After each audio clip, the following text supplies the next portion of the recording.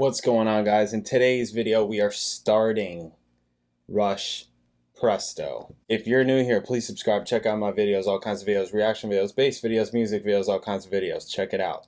If you like the channel, if you want to support the channel, you can hit super thanks underneath this video. You can hit me direct in the description. I got PayPal, Venmo, Amazon wishlist, mailing address. Amazing. And now doing donation request videos. If there's something that you want me to watch, something that you want me to react to, a question, some topic you want me to make a video on, hit me direct, PayPal, Venmo. In the notes, let me know what it is you want. Leave a link, leave a description, and I'll make a video. Awesome.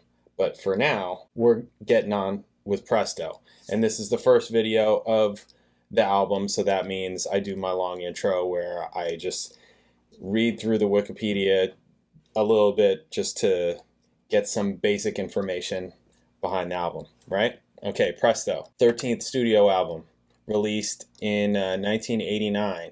Band's first album released internationally by Atlantic. After Hold Your Fire tour ended in 1988, the group's members reconvened in December to decide their next step and agreed to take 6 months off before starting on a new album.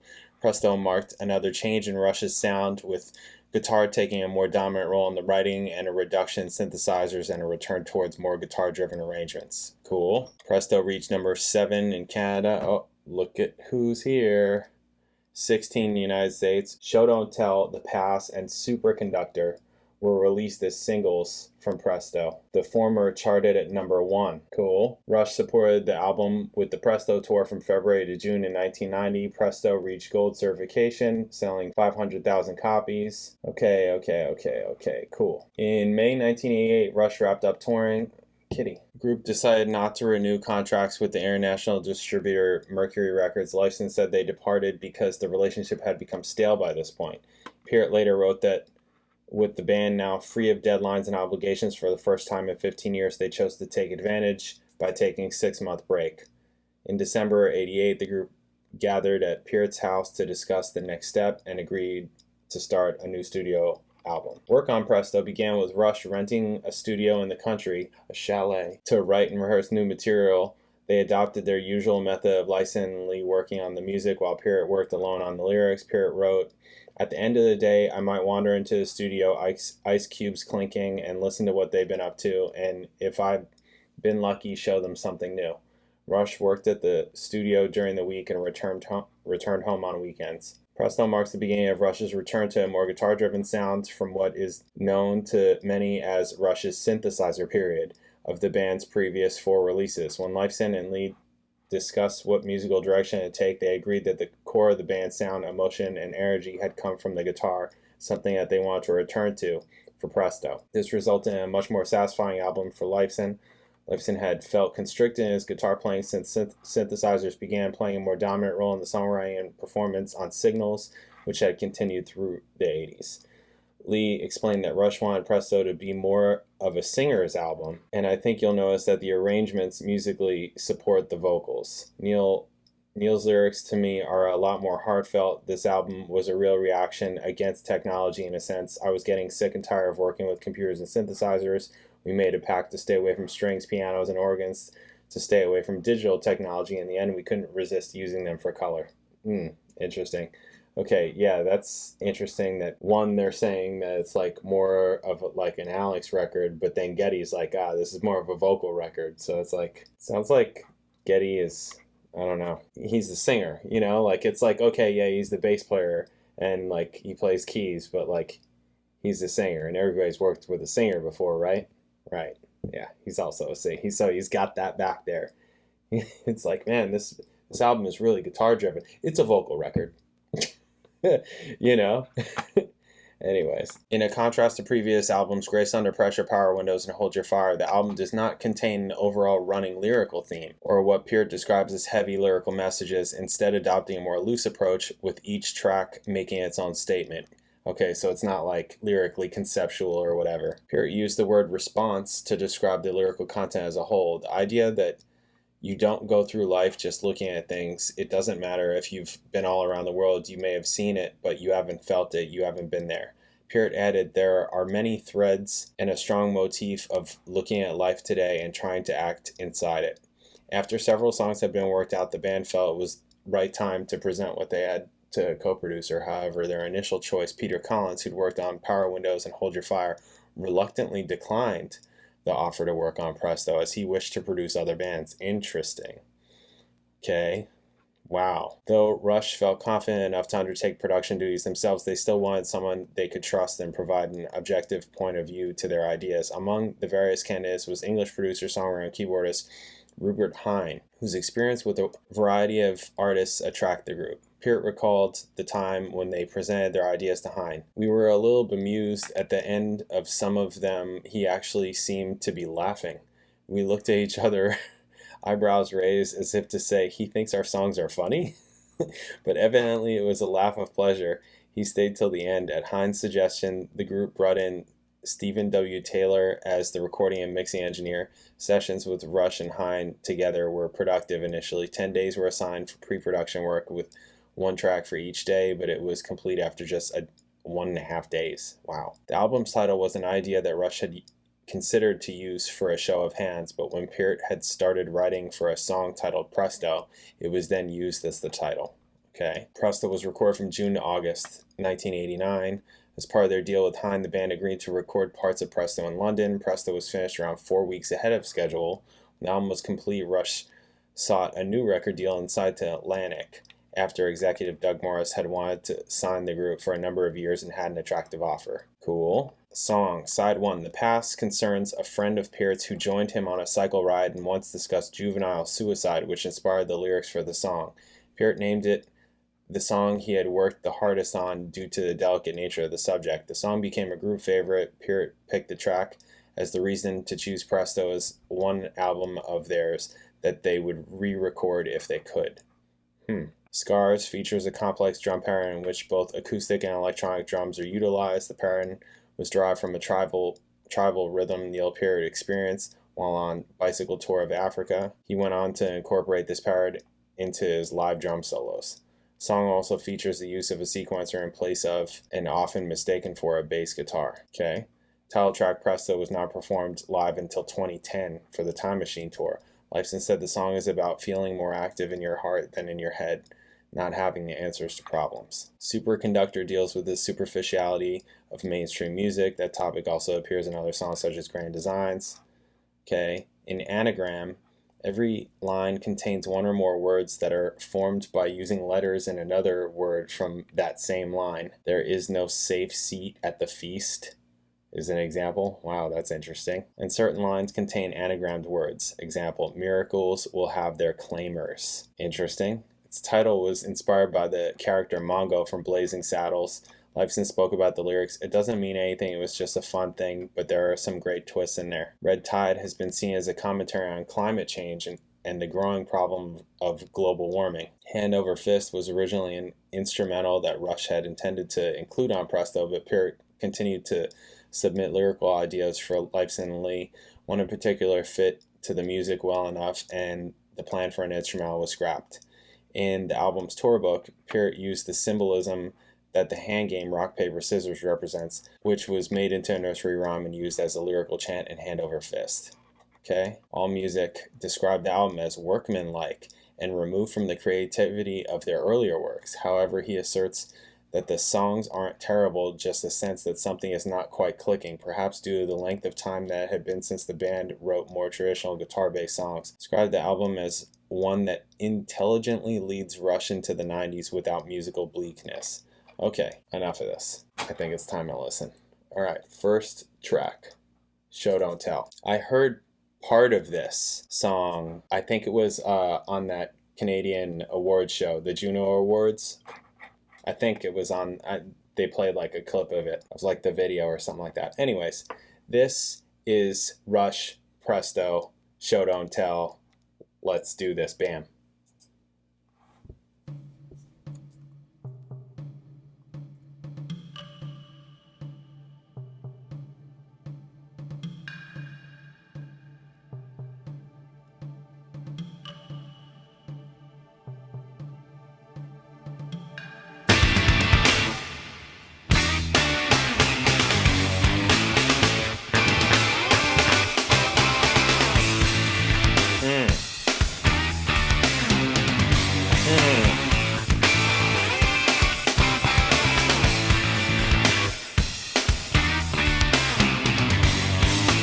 I dig it.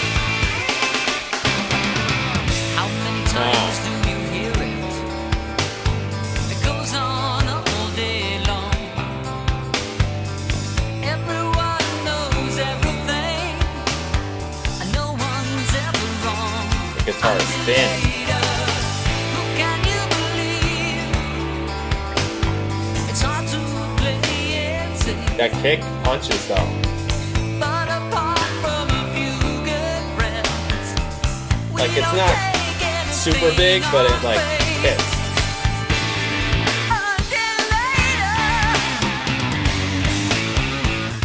That's cool.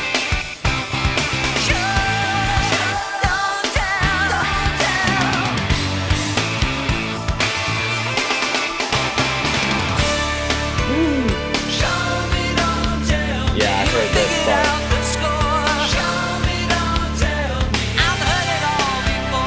That's thick.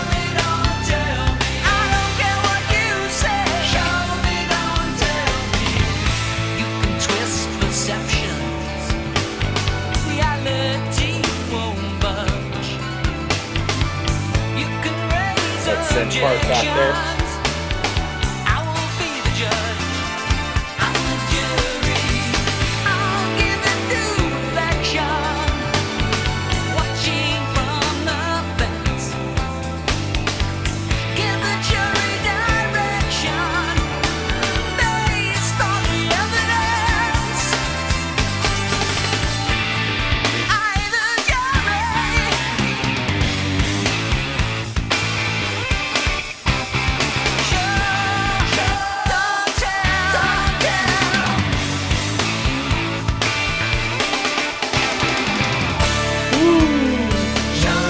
Don't tell. Hey, order in the court. Let's try to keep it short. Enough of your demands. Witness, take the stand. Don't tell me.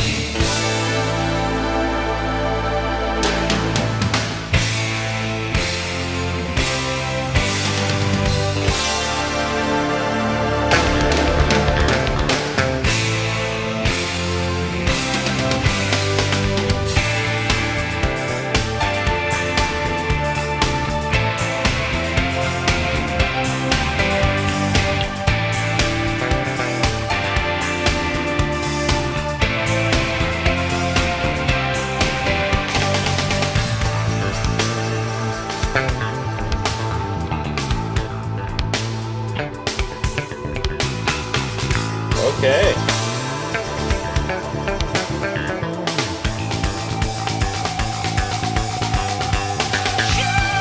Wow.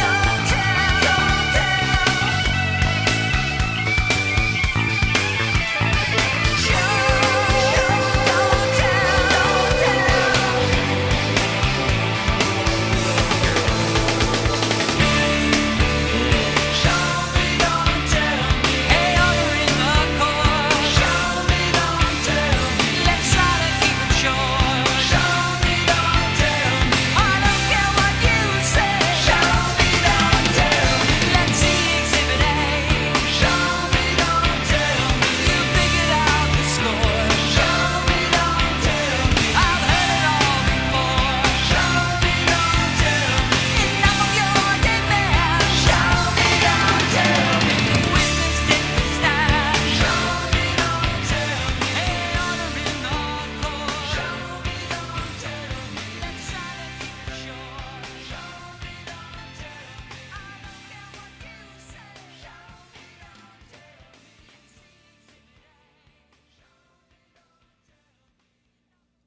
Very cool.